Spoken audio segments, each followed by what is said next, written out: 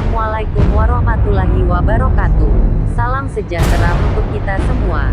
Rahayu, rahayu, rahayu. Sahabat, masih bersama Padepokan Sangga Buana. Mudah-mudahan sahabat yang sudah menonton channel kami selalu diberi kesehatan, murah rezeki sekeluarga, amin ya rabbal alamin. Mari kita lanjutkan wejangan dari guru kita tercinta. Energi adalah sesuatu yang memiliki suatu daya yang memiliki efek atau pengaruh. Ada energi dokter segi fisik nyata, ada dari segi metafisik, gaib. Kedua energi ini saling melengkapi dalam kehidupan manusia. Contoh kecil energi dokter segi fisik seperti makanan yang kita makan kemudian diolah ke perut hingga kita bisa beraktivitas. Dan energi metafisik ini yang saya maksud adalah energi positif dan negatif atau energi baik dan buruk. Jika energi positif kita kuat maka efek auranya terlihat semangat optimis dalam beribadah. Pikiran rileks. Aktivitas atau tindakan bisa menjadi tindakan kebaikan dan bermanfaat yang kemudian akan menarik suatu kebaikan dua untuk dirinya. Jika energi negatif yang kuat maka auranya akan memancarkan kesuraman, kegalauan, resah gelisah, keluh kesah, amarah, malas ibadah dan bisa berefek menjadi tindakan keburukan atau kejahatan, yang nantinya juga menarik energi-energi buruk. Dan itu perlu dibersihkan. Membersihkannya yaitu dengan memperbaiki hubungan kita dengan Allah. Karena kebaikan hakikatnya dokter Allah. Dan kita hanya lapangan kebaikan dokter Allah. Caranya dengan berzikir yang bersanad. Karena zikir fungsinya untuk membersihkan kaca hati. Kaca hati untuk menerima pantulan cahaya dokter guru sebelumnya sampai Rasulullah dan Allah, cahaya langit dan bumi. Semakin bersih hati semakin besar tindakan kebaikan yang ikhlas. Perbaiki solatmu maka Allah SWT akan perbaiki hidupmu. QS Al-Baqarah 153. Maka dirikanlah salat untuk berzikir, mengingat kepadaku. Hakikat solat adalah zikirullah. Solat sebagai induk dokter zikir. Ketika zikir dijalankan energi negatif melakukan perlawanan, bahkan mau zikir saja sudah dibuat terasa malas buat berzikir. Ketika sudah mulai zikir konsentrasi menjadi sangat susah. Kadang ada pemberontakan hingga mengakibatkan bangkit kesurupan jika orang TSB memiliki hodam. Salah satu fungsi produk Asma Dokter Kiai adalah untuk pembersihan energi negatif untuk meminimalisir gangguan ketika diri dalam proses mendekatkan diri KPD Allah dan itu perlu rutin. Dalam produk Asma ada energi positifnya yang sangat kuat. Bahkan hanya dilihat dan menyentuh fotonya saja jika orangnya lumayan peka gaib akan merasakan suatu reaksi getaran energi. Cara lain selain dengan produk Asma yaitu dengan diruqyah, kalau bahasa kami didongkrak. Ini bisa dilakukan bagi yang sudah menjalankan tahapan amalan puasa 41. Bagi yang sudah sampai tahap TSB bisa dongkrak mandiri dan dongkrak orang lain. Cara lain lagi dengan dibangkitkan salah satu jin yang terkuat dalam tubuh kemudian ditaklukkan dan diperintah untuk mengeluarkan teman-temannya. Dan ini JGTDK sekali dua kali. Karena sebenarnya jin dalam tubuh itu banyak sekali, setiap ruas sendi ada berjuta-juta, bahkan sudah banyak yang menyusup ketika jasad masih di rahim berupa segumpal darah. Jangan bayangkan jin itu SPT penampakan yang bisa dilihat oleh mata kasar kita. Kalau jin bisa dilihat itu bukan satu jin, itu satu kerajaan jin yang jumlahnya sangat banyak. Mereka bukan makhluk jasmani dan TDK memiliki wadah jasmani, mereka mirip sifatnya SPT ruh kita yang TDK bisa dilihat. Makanya mereka suka masuk ke tubuh jasad manusia. Garis bawah. Kadang semangat seseorang itu menurun. Dengan berbagai sebab yang terjadi. Bisa karena apa saja kejadian yang kemudian melemahkan semangat dan keyakinan. Sehingga awalnya menjalankan amaliyah itu dengan kesungguhan lantas kemudian melemah. Penyebab semangat itu menurun bisa karena nafsu kita yang mengajak kepada kesenangan dan kemalasan. Belum lagi setan yang membisiki melemahkan keyakinan. Menimbulkan was-was keraguan. Belum lagi kehidupan masyarakat sekitar kita yang notabene jauh dari Islami. Seliwar-seliwarnya kehidupan lantas membuat kita kembali ingin hidup sebagaimana mereka. Wajar-wajar saja, dan biasa-biasa saja. Ujungnya kita malas dan sudah tak mau lagi menjalankan amalia. Sudahlah hidup biasa saja. Akhirnya setahun 2 tahun 10 tahun kita tetap menjadi sebagaimana kita dulu. Tak ada perubahan apa-apa. Kecuali kita makin tua. Kalau saya JG mengalami hal seperti itu. Wajar. Karena kita manusia biasa. Yang mempunyai hati mudah terbolak-balik. Saya sendiri untuk menyikapi hal seperti itu. Saya merenung sendiri. Saya tanya pada diri. Apa saya harus hanya seperti ini? Menjadi manusia yang tak bermutu. Saya harus berubah. Saya harus menjadi manusia unggulan. Saya harus menjadi manusia utama. Dalam Al-Quran manusia itu diciptakan sebaik-baiknya bentuk. Lalu direndahkan dalam serendah-rendahnya tempuh perjalanan. Kecuali orang yang beriman dan beramal soleh. Maka saya harus beramal soleh. Melakukan kebaikan. Harus. Kalau tak sekarang, kapan lagi waktu terluang? Rawe-rawe rantas. Malang-malang putung. Aku harus jadi manusia utama. Peduli orang lain. Aku harus zikir. Harus mendekatkan diri pada Allah. Zikir harus kutuntaskan semua. Janji Allah itu pasti. Hanya aku harus menjemput janji itu. Rikat. Tanggap. Laksanakan. Mandi taubat. Sholat hajat. Duduk zikir. Tak akan beranjak sebelum zikir selesai. Aku tak akan beranjak sebelum selesai. Orang-orang utama itu mampu. Saya juga manusia seperti mereka. Saya pasti mampu. Garis bawah. N. Dawuh Kiai. Dunia ini syariat. Jasad. Jika kamu sudah bersyariat. Taat pada Allah. Dan menjauhi larangannya. Ya sudah. Berarti kamu sudah bersyariat. Sudah tak usah banyak neko-neko lagi. Akhirat itu hakikat. Ruh. Bahasannya. Syariat itu semua apa saja yang terlihat. Atau bisa dirasakan tapi tak terlihat. Kayak angin. Itu tak terlihat. Tapi bisa dirasakan. Bahkan bisa menghancurkan jika angin puting beliung. Atau berbagai rasa. Perasaan. Rasa manis. Kecut. Kecewa. Sakit hati. Bahagia. Itu tidak bisa dilihat. Tapi bisa berefek. Orang bisa membunuh jika sakit hati dan dendam. Tapi itu masih sebatas syariat. Hakikat itu lebih tak terlihat lagi karena ruh. Yang ruhnya saja sudah tak terlihat. Apalagi persifatan di dalamnya. Yang raga saja bisa dilihat. Sifat di dalamnya raga tak bisa dilihat. Tapi sesuatu yang bersifat ragawi. Itu masih dalam golongan syariat. Makanya orang kentut walau tidak terlihat kentutnya tetap batal wudunya. Artinya masih syariat. Dan harus memperbarui wudu jika mau sholat. Walau kentutnya tak terlihat kuning apa hijau. Biru kayak pelangi. Jadi hal-hal yang berhubungan dengan jasad itu sekalipun tak terlihat. Maka tetap dihukumi syariat. Contoh lagi. Orang merencanakan pembunuhan. Atau pembunuhan berencana. Dia memikirkan rencana pembunuhan di kepalanya. Terlihat tidak rencana pembunuhan dia. Tidak kan?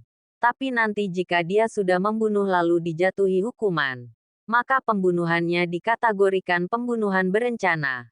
Walau hakim itu tak melihat ketika orang yang membunuh itu merencanakan pembunuhan dan rencana pembunuhannya itu warnanya hijau biru. Merah kuning. Hakim tak tahu warna rencana pembunuhannya. Hakikat itu semua hal yang tidak berhubungan dengan badan. Tapi dengan ruh saja sudah tak kelihatan. Apalagi apa yang ada di dalam ruh. Lebih tak kelihatan lagi. Tapi itulah yang dijadikan tolak ukur pandangan Allah. Kemuliaan kita di hadapan Allah itu kemuliaan ruh ruhani. Kalau kamu masih berkutat dengan yang bersifat jasad, maka itu tandanya kamu masih di dunia. Masih gumantung di dunia. Masih mengukur menimbang. Menilai apa saja dengan penilaian dunai. Saya tak menyalahkan. Atau menyatakan salah. Jadi jangan gagal paham. Menilai dengan nilai dunia itu bukan salah. Saya hanya menunjukkan bahwa kamu itu masih menilai atau masih terkungkung oleh penilaian dunia. Tolak ukurmu dunia. Ya misal kem mengukur orang kem anggap tak mulia. Karena bukan pejabat. DPR, ya kedudukan dunia lah. Atau orang anggap tak senang karena miskin. Tak punya uang. Tak naik mobil. Tak punya HP mahal del. Jadi tolak ukurmu masih tolak ukur dunia. Karena akal dan pemikiranmu memang masih dunia. Artinya belum ada tempat di langit hakikat akhirat. Jika posisimu berubah, kamu misal sudah punya tempatlah setidaknya di langit sana. Maka penilaian dan pendapat, atau apapun yang keluar dari akal dan pikiranmu maka ukuran yang kamu pakai bukan lagi dengan ukuran dunia. Tapi sudah ukuran langit. Gak beda dengan jika kamu anak kecil 3 tahun. Kalau ngambil beras dengan tangannya, maka akan diambil beras paling beberapa butir. Tapi jika kamu sudah umur 20 tahun, kamu akan ngambilnya sepiring. Tapi jika kamu sudah umur 50 tahun kamu akan mengambilnya sekarung. Karena ada anak istri yang kamu beri makan. Begitulah penilaian dari dirimu. Jika kamu sudah punya kedudukan langit di sana, penilaian yang akan kamu pakai akan memakai dengan penilaian langit. Jika kamu sudah orang yang sudah diridhoi Allah, maka penilaian yang akan kamu pakai adalah Allah ridho tidak. Jadi haliah perbuatan dan penilaian kita, pola pikir kita, sudut pandang kita, itu menunjukkan kedudukan kita, menunjukkan kapasitas kita. Ingat saya tidak menyalahkan. Jangan salah paham. Jika kamu anak kecil lalu saya suruh ambil beras, kamu ngambil segenggam beras yang ketika tapak tanganmu dibuka ternyata isi 4 butir beras. Apa salah? Ya tak salah. Tapi itu menunjukkan kalau kamu masih kecil. Cuma badanmu saja yang besar. Umur saja yang tua 50 tahun atau 60 tahun sebenarnya jiwamu masih balita. Imut-imut. Semoga paham. Assalamualaikum warahmatullahi wabarakatuh. Salam sejahtera untuk kita semua. Rahayu rahayu rahayu. Sahabat, masih bersama Padepokan Sangga Buana. Mudah-mudahan sahabat yang sudah menonton channel kami selalu diberi kesehatan, murah rezeki sekeluarga amin ya rabbal alamin. Mari kita lanjutkan wejangan dari guru kita tercinta. Energi. Energi adalah sesuatu yang memiliki suatu daya yang memiliki efek atau pengaruh. Ada energi dokter segi fisik nyata, ada dari segi metafisik, gaib. Kedua energi ini saling melengkapi dalam kehidupan manusia. Contoh kecil energi dokter segi fisik seperti makanan yang kita makan kemudian diolah ke perut hingga kita bisa beraktivitas. Dan energi metafisik ini yang saya maksud adalah energi positif dan negatif atau energi baik dan buruk. Jika energi positif kita kuat maka efek auranya terlihat semangat optimis dalam beribadah. Pikiran rileks. Aktivitas atau tindakan bisa menjadi tindakan kebaikan dan bermanfaat yang kemudian akan menarik suatu kebaikan dua untuk dirinya. Jika energi negatif yang kuat maka auranya akan memancarkan kesuraman kegalauan.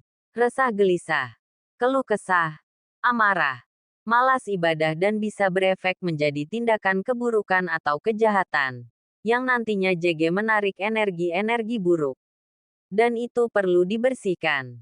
Membersihkannya yaitu dengan memperbaiki hubungan kita dengan Allah. Keren kebaikan hakikatnya dokter Allah. Dan kita hanya lapangan kebaikan dokter Allah. Caranya dengan berzikir yang bersanad. Keren zikir fungsinya untuk membersihkan kaca hati. Kaca hati untuk menerima pantulan cahaya dokter guru sebelumnya sampai Rasulullah dan Allah cahaya langit dan bumi. Semakin bersih hati semakin besar tindakan kebaikan yang ikhlas. Perbaiki solatmu maka Allah SWT akan perbaiki hidupmu. QS Al-Baqarah 153. Maka dirikanlah salat untuk berzikir, mengingat kepadaku. Hakikat solat adalah zikirullah. Solat sebagai induk dokter zikir. Ketika zikir dijalankan energi negatif melakukan perlawanan bahkan mau zikir saja sudah dibuat terasa malas buat berzikir. Ketika sudah mulai zikir konsentrasi menjadi jet sangat susah. Kadang ada pemberontakan hingga mengakibatkan bangkit kesurupan jika orang TSB memiliki hodam. Salah satu fungsi produk Asma Dokter Kiai adalah untuk pembersihan energi negatif untuk meminimalisir gangguan ketika diri dalam proses mendekatkan diri kepada Allah dan itu perlu rutin. Dalam produk asma ada energi positifnya yang sangat kuat. Bahkan hanya dilihat dan menyentuh fotonya saja jika orangnya lumayan peka gaib akan merasakan suatu reaksi getaran energi. Cara lain selain dengan produk asma yaitu dengan diruqyah kalau bahasa kami didongkrak. Ini bisa dilakukan bagi yang sudah menjalankan tahapan amalan puasa 41. Jet bagi yang sudah sampai tahap TSB bisa dongkrak mandiri dan dongkrak orang lain. Cara lain lagi dengan dibangkitkan salah satu jin yang terkuat dalam tubuh kemudian ditaklukkan dan diperintah untuk mengeluarkan teman-temannya. Dan ini JGTDK sekali dua kali. Keren sebenarnya jin dalam tubuh itu banyak sekali setiap ruas sendi ada berjuta-juta bahkan sudah banyak yang menyusup ketika jasad masih di rahim berupa segumpal darah. Jet jangan bayangkan jin itu SPT penampakan yang bisa dilihat oleh mata kasar kita. Kalau jin bisa dilihat itu bukan satu jin itu satu kerajaan jin yang jumlahnya sangat banyak. Mereka bukan makhluk jasmani dan TDK memiliki wadak jasmani mereka mirip sifatnya SPT Ru kita yang TDK bisa dilihat. Makanya mereka suka masuk ke tubuh jasad manusia. Garis bawah. N. Kadang semangat seseorang itu menurun. Dengan berbagai sebab yang terjadi. Bisa karena apa saja kejadian yang kemudian melemahkan semangat dan keyakinan. Sehingga awalnya menjalankan amaliyah itu dengan kesungguhan lantas kemudian melemah. Penyebab semangat itu menurun bisa karena nafsu kita yang mengajak kepada kesenangan dan kemalasan. Belum lagi setan yang membisiki melemahkan keyakinan. Menimbulkan was-was keraguan. Belum lagi kehidupan masyarakat sekitar kita yang notabene jauh dari Islami. Seliwar-seliwarnya kehidupan lantas membuat kita kembali ingin hidup sebagaimana mereka. Wajar-wajar saja. Dan biasa-biasa saja.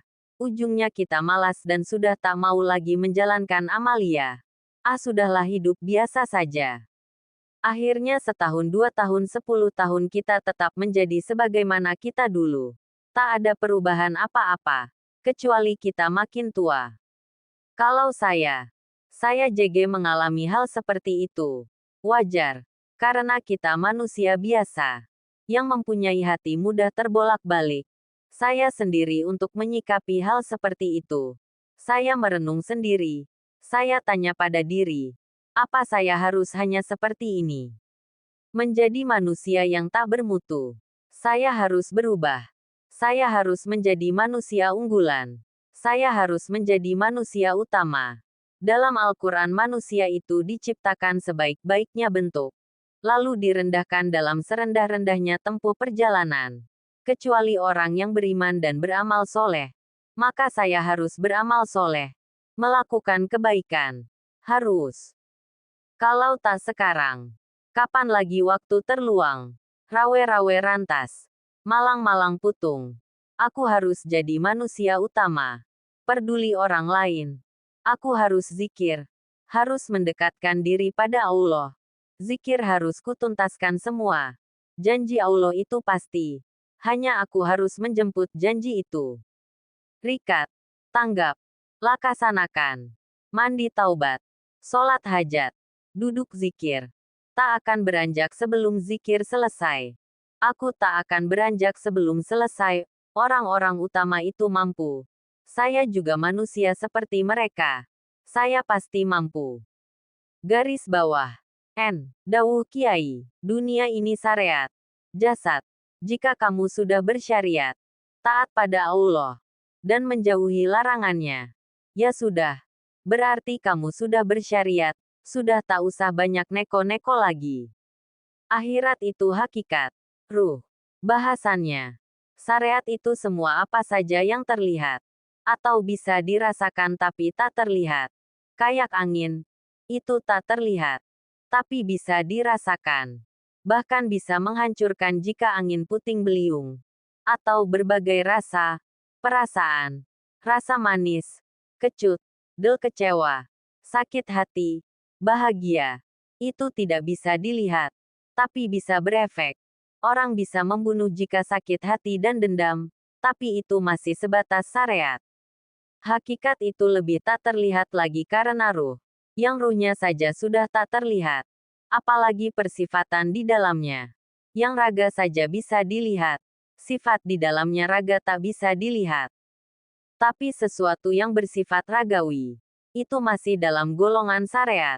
Makanya orang kentut walau tidak terlihat kentutnya tetap batal wudunya. Artinya masih syariat. Dan harus memperbarui wudu jika mau sholat. Walau kentutnya tak terlihat kuning apa hijau, biru kayak pelangi. Jadi hal-hal yang berhubungan dengan jasad itu sekalipun tak terlihat, maka tetap dihukumi syariat. Contoh lagi, orang merencanakan pembunuhan, atau pembunuhan berencana. Dia memikirkan rencana pembunuhan di kepalanya. Terlihat tidak rencana pembunuhan dia. Tidak kan? Tapi nanti jika dia sudah membunuh lalu dijatuhi hukuman, maka pembunuhannya dikategorikan pembunuhan berencana. Walau hakim itu tak melihat ketika orang yang membunuh itu merencanakan pembunuhan dan rencana pembunuhannya itu warnanya hijau biru, merah kuning, hakim tak tahu warna rencana pembunuhannya. Hakikat itu semua hal yang tidak berhubungan dengan badan. Tapi dengan ruh saja sudah tak kelihatan. Apalagi apa yang ada di dalam ruh, lebih tak kelihatan lagi. Tapi itulah yang dijadikan tolak ukur pandangan Allah. Kemuliaan kita di hadapan Allah itu kemuliaan ruhani. Kalau kamu masih berkutat dengan yang bersifat jasad, maka itu tandanya kamu masih di dunia. Masih gumantung di dunia. Masih mengukur menimbang. Menilai apa saja dengan penilaian dunai. Saya tak menyalahkan. Atau menyatakan salah. Jadi jangan gagal paham. Menilai dengan nilai dunia itu bukan salah. Saya hanya menunjukkan bahwa kamu itu masih menilai atau masih terkungkung oleh penilaian dunia. Tolak ukurmu dunia. Ya misal kem mengukur orang kem anggap tak mulia. Karena bukan pejabat. DPR. Ya kedudukan dunialah. Atau orang kem anggap tak senang karena miskin. Tak punya uang. Tak naik mobil. Tak punya HP mahal del. Jadi tolak ukurmu masih tolak ukur dunia. Karena akal dan pemikiranmu memang masih dunia. Artinya belum ada tempat di langit hakiki.